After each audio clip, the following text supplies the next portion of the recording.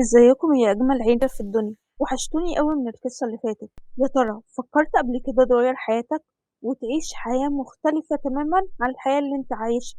لو جاتلك الفرصة دي هتوافق ولا لأ؟ ده اللي حصل مع تسنيم، وعشنا معاها قصص وحكايات كتيرة، وهنعيش كمان النهاردة قصة مختلفة بعنوان ملاك الأسد. لكن قبل ما نبدأ في قصتنا، خلونا نشوف تعليق من التعليقات على القصة اللي فاتت. شكرا جدا جدا يا حبيبي على تعليقك الجميل ده، انت اللي فعلا جميلة، واتمنى ان قصة النهاردة تعجبك. وانتم كمان علقوا قولوا لي ايه رأيكم في قصة النهاردة وهرد عليه القصة اللي جاية. ويلا بسرعة نبدأ في قصتنا. يلا بسرعة، أنا عايزة أعيش قصة مختلفة تماما، وهسيبك أنت اللي تختارها. وقصتك دي عندي يا تسنيم، يلا بسرعة علشان تعيشيها. مرة واحدة لقت تسنيم نفسها في مكان مختلف تماما. أنت جايبني هنا ليه؟ وبتعمل إيه؟ أنا زهقت منك، زهقت. ما أنا جايبك هنا علشان تعقلي وتفكري براحتك وتشوفي حل للزهق بتاعك، لأن أنا قراري مش هرجع فيه. انت اكيد مجنون، مجنون. انت عارف انت عامل ايه؟ انت خاطفني، انت خاطفني. وهو في حد بيخطف مراته برضو؟ ما تقوليش كده بس. برضو هتقولي مراتك؟ انا بكرهك، بكرهك. مراتك ازاي؟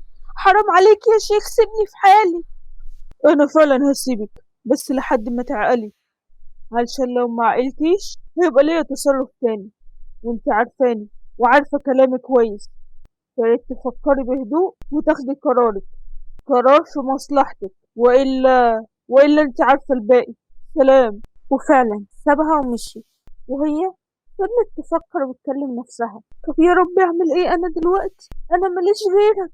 هطلع ازاي من الاربع حيطان دول؟ وحتى لو طلعت هو هيسيبني؟ ما اكيد هيجيبني زي ما جابني دلوقتي.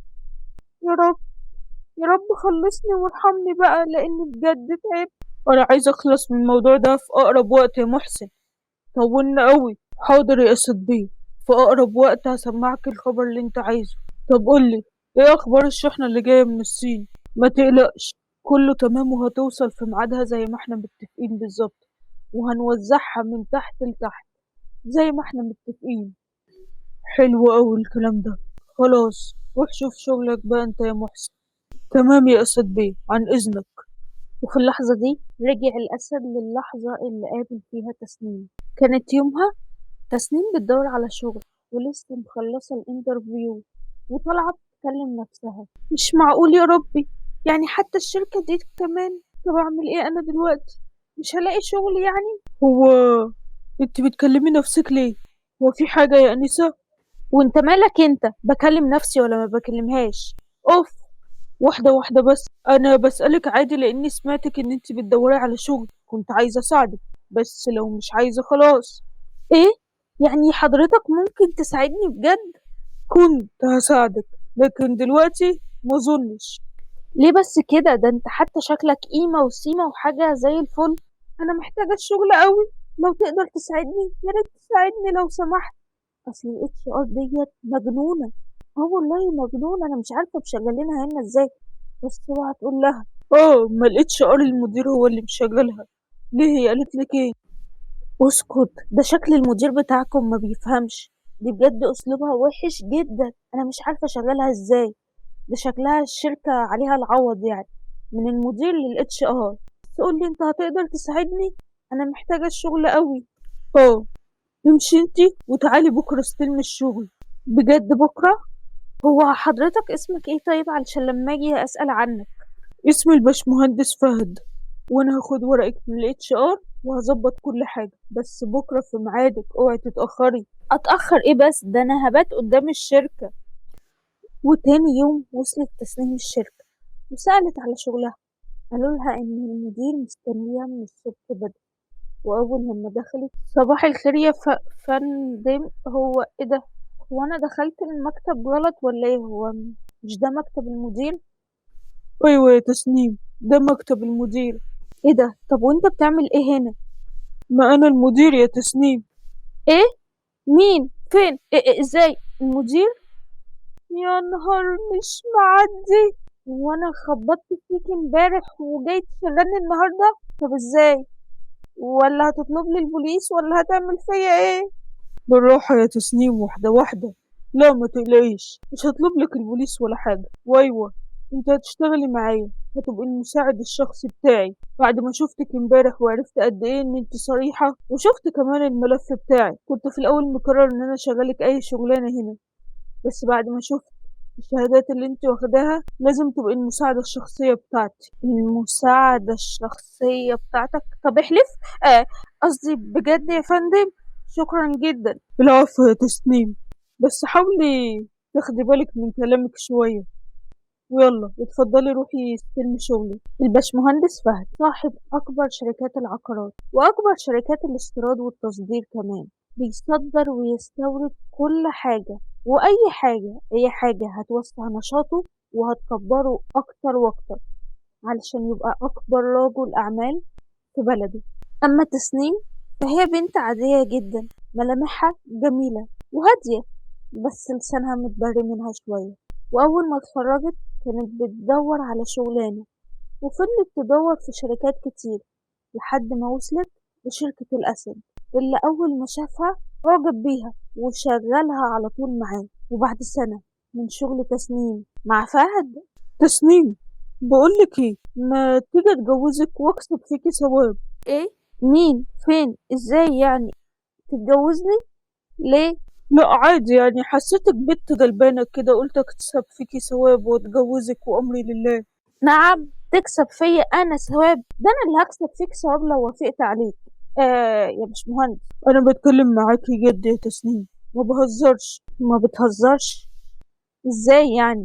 يعني انت سايب كل البنات اللي حواليك اللي يتمنوا بس ان الباشمهندس فهد يشاور لهم وعايز تتجوزني انا؟ في مثل بيقول القلب وما يريد، وانا قلب رايدك. فكري براحتك وردي عليا يا تسنيم. افكر وقلبه مريض؟ انت بتتكلم جد؟ لا لا لا، يعني بيني وبينك كده، هو انت بتتكلم بجد وعايز تتجوزني بقى وفرح وفستان وبدلة ايه؟ مين؟ فين؟ ازاي؟ امشي يا تسنيم، امشي علشان انا هيجيلي الضغط منك. امشي. فكري علشان عايزة اتجوزك، او كده كده هتجوزك. يلا اطلعي بره.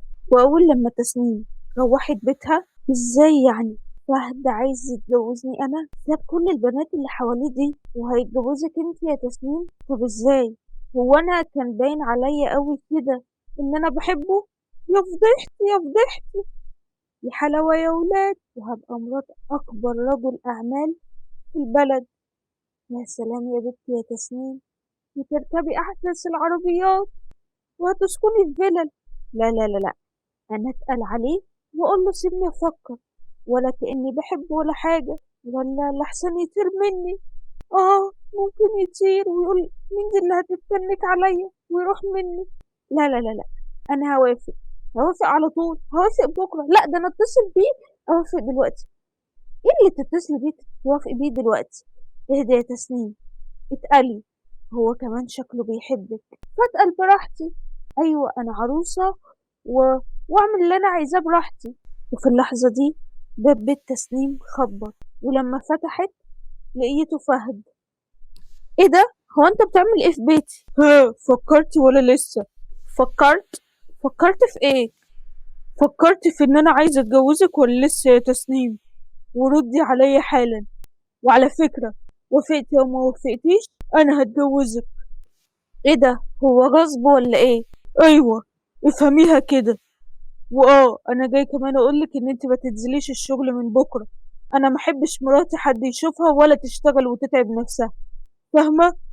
وجهزي نفسك علشان الشهر اللي جاي هنكتب الكتاب وهتكوني مراتي. يلا سلام. ومشي زي ما ظهر بالظبط، بسرعة. ايه العبط ده؟ ايه اللي اتجوزه خلال شهر؟ طب وماما وبابا؟ هقول لهم هاي ماما هاي بابا انا فرحي الشهر اللي جاي؟ ايه العبط ده؟ اكيد ما ينفعش. اتصرف ازاي؟ وفي الوقت ده كانت مامتها دخلت عليها. ايه يا تسنيم مالك؟ اول مرة اشوف عروسة بتكلم نفسها. عروسة؟ عروسة مين يا ماما؟ انتي بتقولي ايه؟ ايوه يا بنتي عروسة، ما فهد اصلا مكلمنا من بدري عليك واحنا موافقين، بس هو قال ان هو هيقولك في الوقت المناسب. لحد ما يشوفك يعني إذا كنت بتحبيه ولا لأ. وإزاي يعني يا ماما ما تقوليش إزاي يعني؟ يا بنتي ما هو اللي طلب مننا كده، ويلا بقى كفاية رغي ورانا تجهيزات كتيرة قوي لحد ما جه يوم كتب الكتاب. مبروك يا عروسة. الله يبارك فيك يا أسد. انت عرفتي الاسم ده منين؟ علشان كده كنت عايز تتجوزني بالسرعة دي؟ بقولك عرفتي الاسم ده منين؟ ردي عليا يا تسنيم. مش أنا اللي هرد عليك، ده أنا اللي محتاجة أفهم منك، أنت مين فيهم؟ فهد ولا أسد؟ ومين أسد ده أصلا؟ أنت بتعمل إيه؟ أنت ليه عايز تخرب لي حياتي؟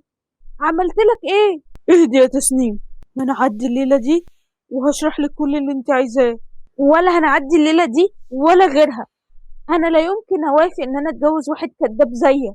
تسنيم، اعقلي، اعقلي وإلا أنت كمان بتهددني؟ وإلا إيه؟ هتعمل فيا إيه يعني؟ هتقتلني ولا هتهربني زي ما بتهرب حاجات كتيرة؟ والله هشرح لك كل حاجة يا تسنيم، بس اهدي. أنا مش ههدى ومش عايزة أشوف وشك تاني، ولا أنت كمان هتشوف وشي أنا تاني. وبعدها ما حسيتش تسنيم بحاجة أو ما كانتش فاكرة حاجة، لكن أول ما فاقت لقيت نفسها محبوسة في مكان غريب عليها، ما تعرفش هي فين أو حتى بتعمل إيه، لحد ما ظهر أسد قدامها. أنت جايبني هنا ليه؟ وبتعمل إيه؟ أنا زهقت منك، زهقت.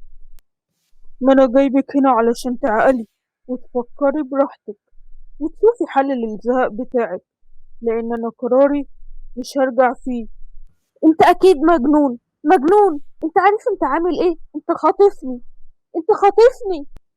وهو في حد بيخطف مراته برضه؟ ما تقوليش كده بس. برضه هتقولي مراتك؟ أنا بكرهك، بكرهك. مراتك إزاي؟ حرام عليك يا شيخ، سيبني في حالي. انا فعلا هسيبك، بس لحد ما تعقلي، علشان لو ما عقلتيش هيبقى ليا تصرف تاني، وانت عارفاني وعارفة كلامي كويس.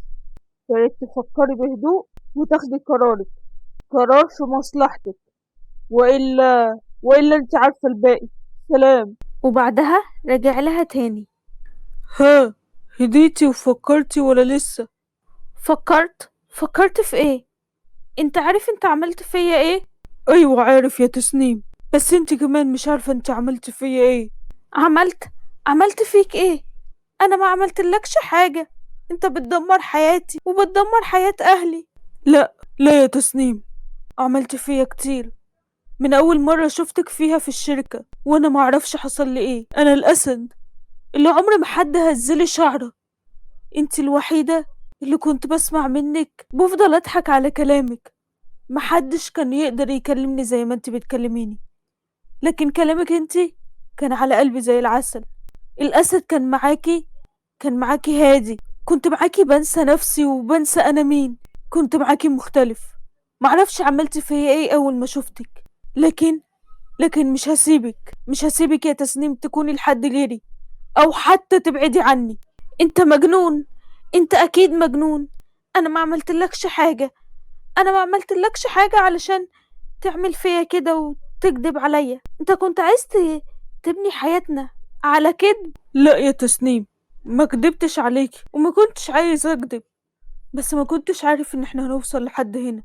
وحتى انا ما اعرفش مين اللي بلغك او قالك، بس ايوه، انا اسمي اسد، وده اسم الشهرة في المجال اللي انا شغال فيه، اللي انا بداريه بشركة العقارات اللي معايا وشركة الاستيراد والتصدير. ايوه، بنقل كل حاجة ممنوعة للبلد، بصدر وبستورد. ودي الحقيقة اللي انا ما كنتش عايزك تعرفيها علشان ما تبعديش عني.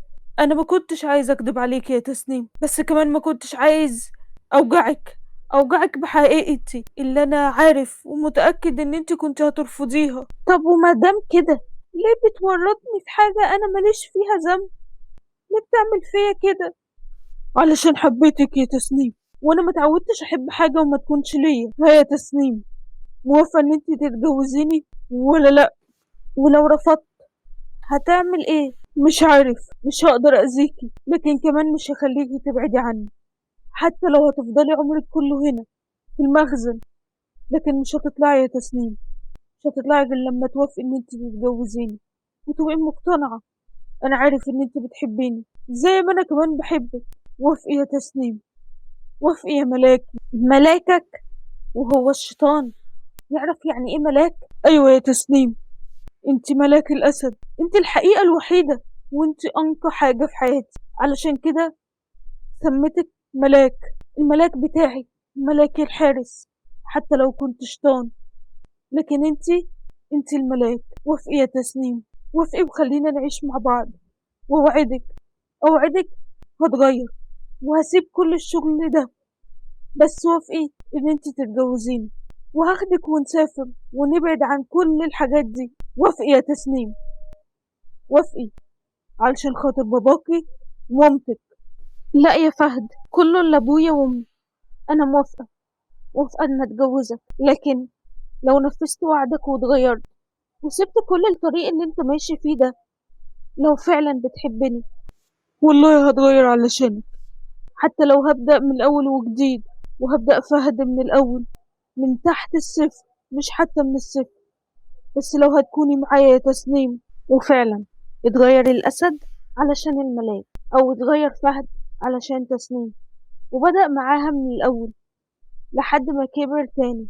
بس كبر صح، ما كبرش زي الأول غلط. وهي فضلت سنداه ومعاه في كل خطوة ماشيين فيها مع بعض، لحد ما وصلوا اللي هم عايزينه. وهو اتغير علشانها، علشان حبها بجد. ومرة واحدة كانت تسنيم رجعت لحياتها الحقيقية. أنا لو أسد دوت ما كانش اتغير، مش عارفة كان ممكن يحصل لي إيه. الحمد لله إن هو اتغير. بجد القصة دي حلوة قوي. ولحد هنا نكون خلصنا قصة النهاردة. قولولي لو انتم كنتم مكان تسنيم كنتوا عملتوا ايه؟ هتكملوا في الحكاية والقصة دي، ولا تختاروا قصة جديدة وتعيشوا حكاية تانية وقصص جديدة؟ ولو جالكم العرض ده ان انتوا تغيروا حياتكم حياة مختلفة، تختاروا يكون شكلها ايه؟ واستنوني في حكايات تانية هتعيشها تسنيم وهنعيشها معاها، منها حكايات حقيقية وحكايات واقعية، وكلها حكايات وقصص من حياتنا، وهنشوف الحكم في الحكايات دي. وما تنسوش تشتركوا في القناة وتفعلوا زرار الجرس علشان توصل لكم الحكايات اللي جاية أول لما تنزل، ونعرف تسنيم هتختار أهني حكاية في الآخر. ولو عجبتكم قصة النهاردة ما تنسوش تقولولي في الكومنتات علشان أرد عليها القصة اللي جاية، واللايك والشير. واستنوني في القصة اللي جاية من حكايات مريان. باي.